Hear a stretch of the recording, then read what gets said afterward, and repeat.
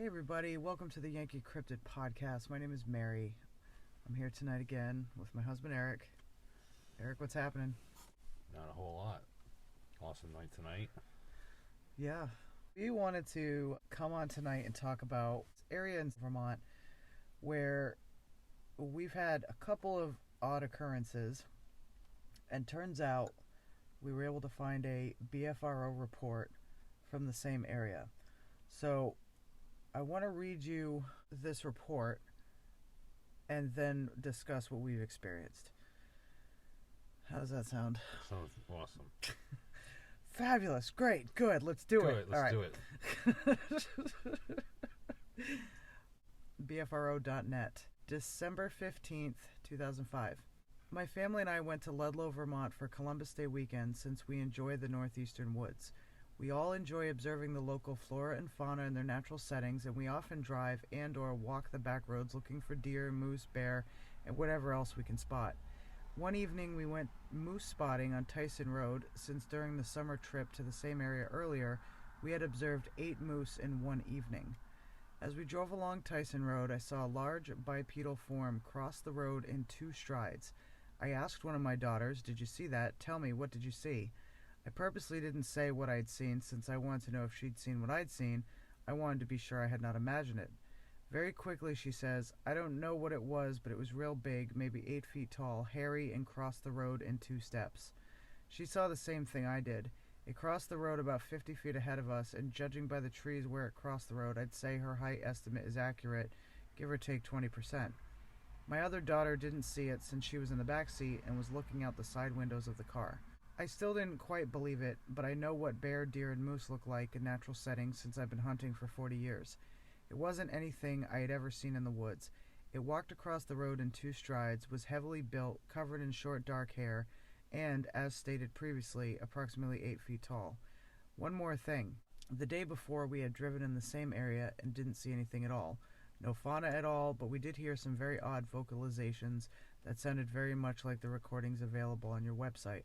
Follow-up investigation report. I spoke to the witness by phone, and he impressed me as articulate and sincere.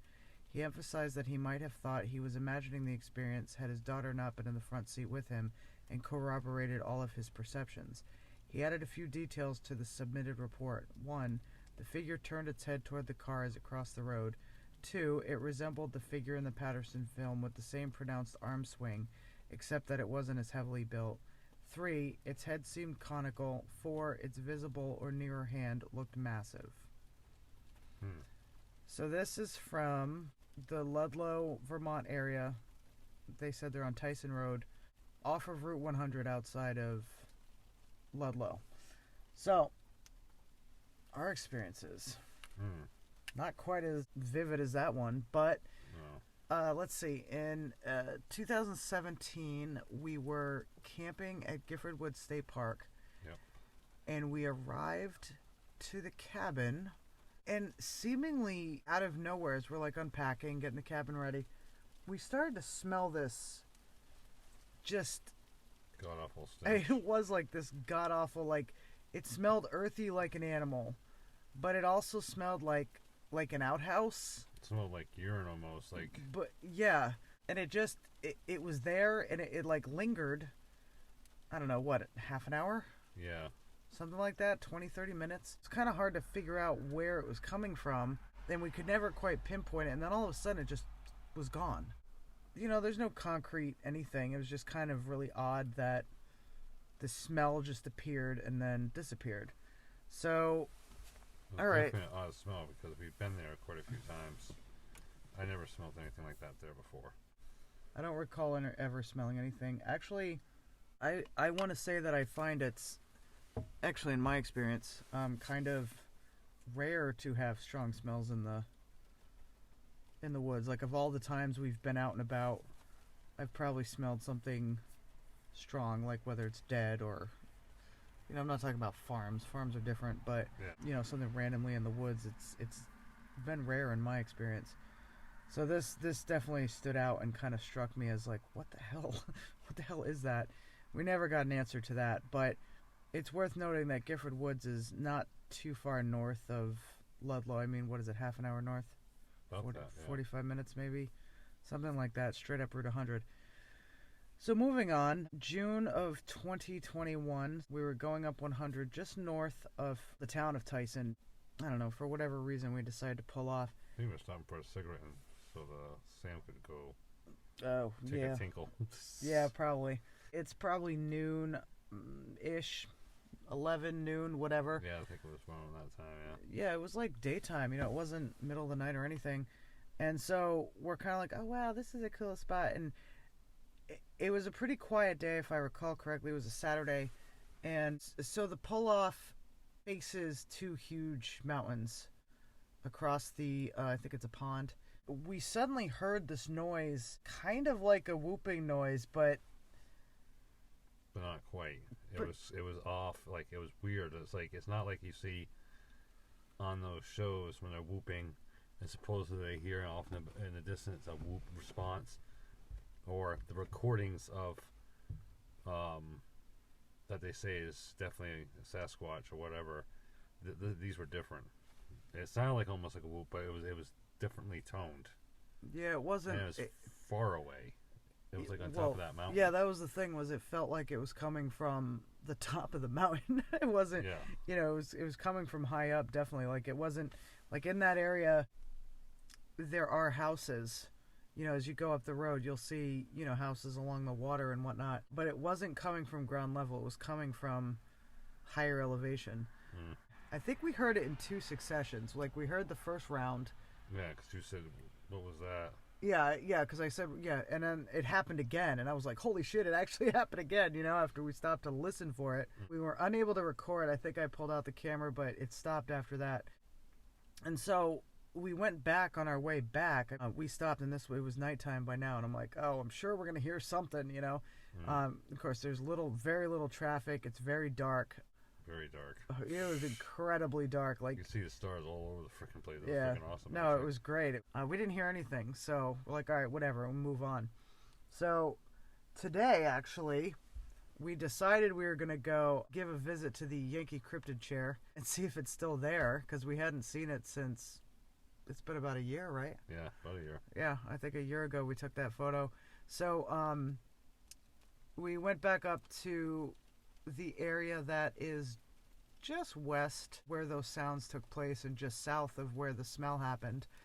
And, we get up there, there's actually a lot of snow up there. It was kind of hard to get in there. The chair was covered in snow. I'll include a picture, perhaps. So as we're standing there, I was like, all right, well, nothing to see here, all right, so I decide, all right, kids, we're going to take some, just take a few pictures. And it was really nice with the snow and the trees and everything. And as I'm like zipping up jackets and whatnot, one of the kids says, oh, did you smell that? It smells kind of like the farm. So I kind of like sniffed a little bit, but I didn't smell anything. I just went about what I was doing. A few minutes later, the smell actually hit me. And it smelled like, it did smell kind of farmy. Like a friend of ours recently had been giving their pigs these big wheels of cheese. And it smelled kind of like that, but it also smelled... How would you describe the smell? It was almost kind of manure-y, but like a mix. It smelled like manure. I didn't smell too much like that cheese, but I think it was like manure and like a musky type smell. It was pretty gross, and everybody smelled it. All three of the kids smelled it. Emma was like friggin' like, ooh. She started smelling it. It was pretty gnarly. I mean, yeah. But it wasn't constant. It was kind of like floating it, which was interesting because there was no breeze. It was a very calm, quiet day, no wind, and the smell just kept like coming in and like filtering in, like waves. Yeah, like it wasn't constant. I almost felt like it could have been like going away from us. But the interesting thing about the area is like, this is pretty remote. I call it remote. There's not a house. I mean, I don't even know where the nearest house is. Back where we came in. Yeah, probably back at the entrance. 2 miles out of the place. Yeah, I mean, we were several miles into the woods, and there's nobody. I think actually today we did see a person back there, but they were driving by in a plow truck. And any other time we've been out there near that area, we didn't see anyone. Nah. Yeah, not even a passing car. Smells coming in and out. It's really gross, and we're like, what the hell is that? It's middle of winter, or beginning of winter. There's snow all over the ground. It's not like there's rotting carcasses in the sun, or like. No, you're not gonna find that. I mean, even if because one of our kids said that she knows what it is and said it was a dead bear, but in the middle of winter, you're not gonna. Well, it's not even middle of winter. Beginning of winter, you're not gonna smell that. It has to be warm, and it has to be sitting for a while to smell that. And it wouldn't smell like a freaking manure, though. It would just smell like rotting. Yeah, that's true. And that's distinctful. When you smell something like that's been rotting, you would never forget that smell. So you pick up on it right away. That's what I'm trying to say. Yeah, it wasn't a dead animal. It definitely wasn't. Okay, so at one point we're standing, what are we, 20 feet away from the little brook. We suddenly heard from the direction of the creek. I had heard a little bit of what sounded like some brush moving, like twig snapping kind of stuff, like lightly. Yeah. Hard to hear over the noise of the creek. However, pretty sure I heard that. Of course, over the noise of the kids too. I mean, we can't take them anywhere. But then we both heard it. It was kind of like a growl, huff sort of noise. Yeah, very distinctful. Oh yeah. Yeah, it was a weird sound because not only did I hear it, it sounded like it was standing right next to me. That's why, cause I looked off to the right a little bit, and then I looked at you, and I said, "Did you hear that?" Because it sounded like it was distant but close. Which is weird. Yeah, it was quiet, but it sounded like it was quiet but close, kind of. Yeah. Yeah, weird. Well, I had just turned on the video, and we're gonna have to go through the video and, kind of probably listen to it with headphones, and try to see if we pick that up on the camera. I mean, it was on a cell phone, so God only knows, But it's possible that it's on there. But we did both hear it, and it was, at that point we got the kids back into the car, and we're like, all right, we're out of here.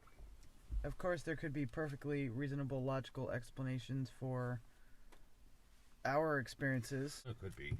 As far as the BFRO report, I mean, I've never seen a Sasquatch cross the road, so... I have never seen one cross a road before. Well... I've seen one in a field before, close by. Honestly, and I've said this before, I don't know what I would do. You know how that's how it is when you're looking for, like, we've been out looking for moose and bear and trying to see, animals with the kids and whatever, and when it actually happens, when the bear runs across the road, I mean, I can't tell you how many bears we've had run across the road in front of us since we've been in Vermont and New Hampshire. We've seen several in New Hampshire too. You're looking, and nothing happens, and then all of a sudden there it is. And there's the bear, crossing the road, and I don't know what I would do if I saw Sasquatch cross the road. If I saw one cross the road in front of us, I'd probably be the jackass, and you'd be yelling at me, and I'd get out and yell out, "Hey, you!" What do you mean, probably? I know. I mean, the car, like I said, I think they're very intelligent. This is what my personal belief is. They're very intelligent. They are been around a lot longer than we have. Human species has, and they have this higher intellect that we don't have. I think they're actually a whole different species, and I'd love to have a fucking conversation. Okay, hold on. We're actually gonna stop this right now, end this episode, and have another discussion right now Every about... time Dad talks. No, hold on, because I want to talk about this. This is something I want to talk about. All right, fine. Is what do we think about what Sasquatch is? Is it real? What is it? What's the deal? Where does it come from? Like, what we think about it. So, we're going to pause. Those are our experiences and a quick read for South Central Vermont. I thank you guys for being here and for listening. And if you've got any thoughts or, your own experiences you'd like to share with us, we'd love to have stories to read on the air for other people to kind of, sympathize and relate to and think about. So shoot us an email, yankeecryptid@gmail.com. And once again, thank you for being here, and Peace out. Peace.